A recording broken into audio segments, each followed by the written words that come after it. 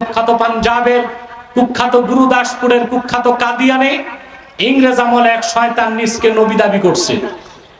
চিল্লায় বলেন নাউজুবিল্লাহ। ওই শয়তানটার নাম রেখেছিল তার বাপ মির্জা গোলাম আহমদ কাদিয়ানি। সাবধান, তাকে গোলাম আহমদ বলা যাবে না, কারণ গোলাম আহমদ অর্থ আহমদ এর গোলাম।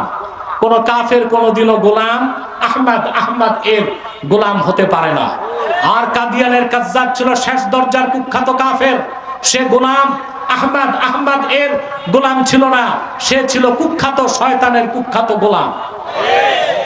কাদিয়ানের কাজ্জাব ইংরেজদের পা চাটা গোলাম মির্জা গোলাম শয়তান কাদিয়ানির উপর গজব এসেছে 1908 সালে।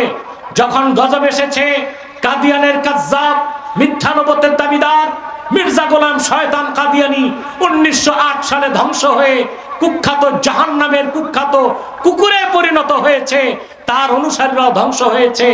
বর্তমানে কিছু কাদিয়ানি বাংলাদেশে আছে। ইতিমধ্যেই তারা বাংলাদেশে 100 সেন্টার করে ফেলেছে। দুঃখজনক, আপনাদের শ্যামনগরে তাদের একটা আস্তানা হয়ে গেছে।